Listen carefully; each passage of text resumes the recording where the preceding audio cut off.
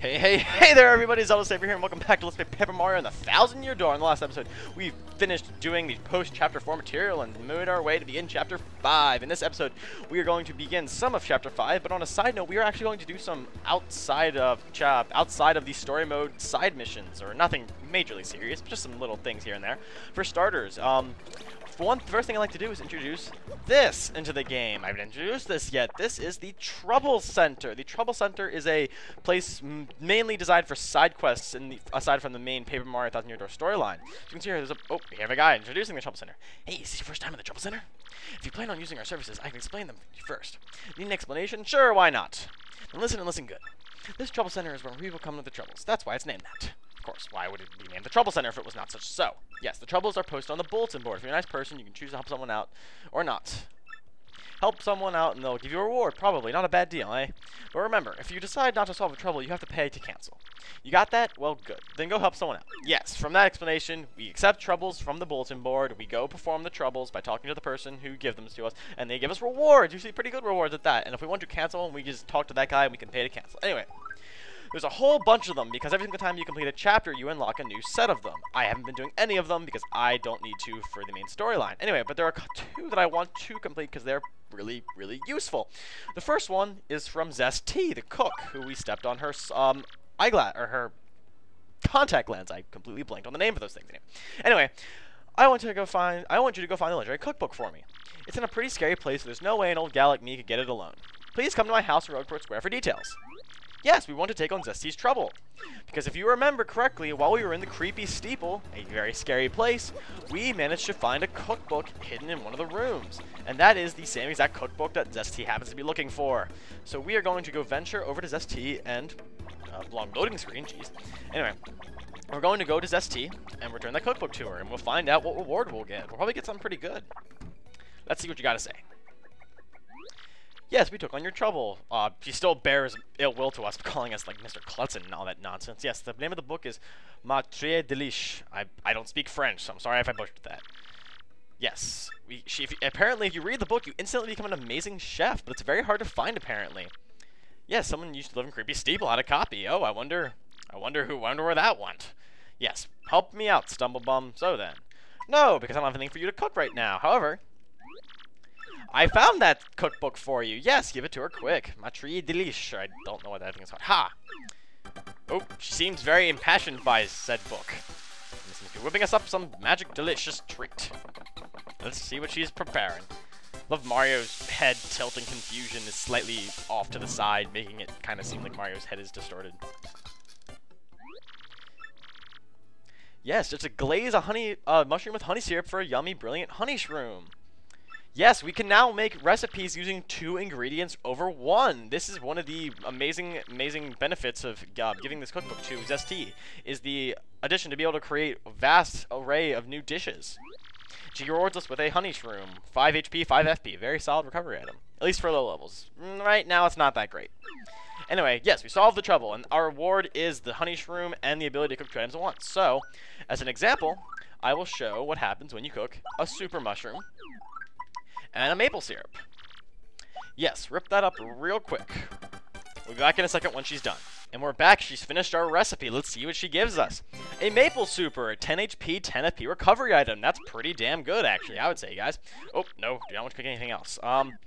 I will probably be using that ability a little bit, mostly for combining honey syrups, maple syrups, jam and jellies with ultra, super, and regular mushrooms.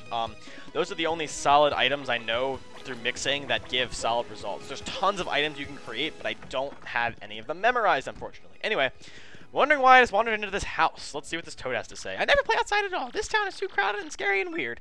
It's terrible. Okay, that's cool, bro. Come again. Okay. Yes, we ran into this toad's house who doesn't like to go outside, but you notice there's a little weird-looking thing in the wall there, so if we roll up into our tube, roll outside, we get an awesome prize! A shine sprite! Very nice! Let us roll back up, slide into this one, and we pop out of a Koopa's dressing thing. Anyway, that's more like a pantry, I'd say. Anyway, we broke into 2 people's houses and stole their magic sun emblems. I don't know. Anyway, yes, we have a couple more things we can do while we're here in Rogueport. Anyway, that Shine Sprite just reminded me, we can upgrade Vivian, which we will go be doing right now, because Vivian, Super Rank is actually pretty damn good. I really like Vivian Super Rank. It's one of the main reasons why I like her partner character so much. Not only do I kind of like her because she's one of the few feminine characters in this game who I think is kind of cute, she's really good in general, and we have 9 Shine Sprites. Good God. So many Shine Sprites. People are probably wondering why I haven't powered up Flurry yet. If you couldn't tell by the way I talk about Flurry, I don't like her at all, so I mean, at some point I'll probably level up all the partners because I'm trying to go for 100% in terms of star pieces and Shine Sprites, so I'll probably do it just for the... I have the Shine Sprites. I'll do it now. I might as well get this out of the way, just because if I ever am forced to use her in a fight, I'm not going to want her to suck. I'm going to want her to be decent. Her later abilities aren't terrible, but I just don't like using her. Sorry. Sorry if I just keep rambling on about how much I hate Flurry's character whenever I end up playing with her. I'm sorry. For those of you who like Flurry, which I'm pretty sure not many people do, I'm sorry. She's gone back where she belongs. Not in... Yeah, okay. Yeah, she belongs in my pants. Get happy, perverts. Anyway, what to do next? What to do next? I guess one thing we could do next is start inquiring about the next location of our crystal stars. Keelhaul Key said it was to be an island, so maybe we could try inquiring about where to go from there on the docks, maybe. Let's see what some of the guys on the docks have to say about it. Maybe we can catch some insider information about what's going on down here. This guy looks pretty knowledgeable. Let's see what he has to say. No matter how much I work, life never gets easier for me. You know what I mean? There gotta be a way to just go poof and get rich, you know? Poof. Okay, you're not useful. Anyway, what's this guy have to say? See that ship docked there? She belongs to Flavio, the merchant trader. He don't sell too often, though. Mostly he hangs out at Padley's joint on the plaza. So we got a ship here. Pretty nice one at that. Look at that. I think it's pretty big. Was told to belong to a character by the name of Flavio. Sounds kind of weird. Anyway. He said to be open old Podley's joint, which is the bar underneath the inn. So, let's try inquiring about this Flavio character and see what he has to help us with. See if he can't help us find out how to get to Keelhaul Key. And there's Luigi again. Hey, Luigi, how's it going? I'm not going to talk to you, because your stories are really long, and I don't have time for them. There's freaking, like, Buzzy Beetle with a wrench on it. That looks good. Anyway, there's Flavio. He's singing a song, and he's got a red gem on his camera. Mario looks like a red skull. Anyway. And what do you want, ah? Who, me, you ask about? Ah, I am called Flavio. I, what do you say, a trader, the world's the richest man in Rogueport. Monetary wealth gives me freedom. Yes, freedom gives me wealth and spirit. And yet, why is it that a man whose life is unchained must always long yet for more, huh? What is missing from my life? These tears at very night. I must know. What do I lack? Money, maybe. Probably thrills. You don't seem like a guy who gets out much. Thrills, you say? I suppose one just need more thrills every now and then. There's nothing like the feeling of being alone on a mountain, shivering to death. Ah, no, foolish Flavio! Not chills, you silly man. I need thrills. Yes, Flavio, if you cannot tell, is an idiot. Anyway, what character isn't an idiot in this game? Anyway, hold your horses. That is it. Ooh, he seems inspired by something. Now that I'm thinking of it, I once heard of the treasure of Cortez, the pirate king. Yes, this is the answer. Oh, such happiness for me, a hunt for pirate treasure. Why, that just reeks of romance, thrills, and emotion, and even money! Do you not know the tale? The Pirate King's treasure, hidden on Keelhaul Key. Ah, well, tales say that the Pirate King Cortez hid his hoard of pirate booty there. For years, treasure hunters and ruffians have gone there in search of the loot. But not a single one of them has ever returned. Oh, the horror makes my back tingle. People here whisper that the ghost of Cortez attacks all who seek his treasure. Eek! It is because of those very rumors that the people no longer go to Keelhaul Key. But that will not stop Flavio. The treasure is there, yes, and I'm going to prove it. For I am Flavio, trader extraordinaire, millionaire, and sailor of the 7 seas. What is that you are saying? You are also looking for treasure here in Rogueport. Why talk such craziness? There isn't anything like that in this dull armpit of a town. You cannot be believing in such stupid rumors of a treasure some street urchin spews out. No, no, no, no, no, no, no, no, no, no, no! Now what madness comes bursting from your mouth? You have a treasure map? Well, hand it over. Rather, I mean, show me. You are having a joke on me. This map leads straight to Keelhaul Key. You swine! You meant to steal my treasure away on me, you awful, awful man. Well, now I'm confused. You were looking for these things under the crystal stars. Oh, yeah. But now that I'm thinking, a star shaped stone was said to be in Cortez's hoard. Perhaps I could sell it for you for a staggering amount of cash. Yes, that would be... Ah, stop such thoughts, Flavio. What do you need is romance, thrills, and emotion.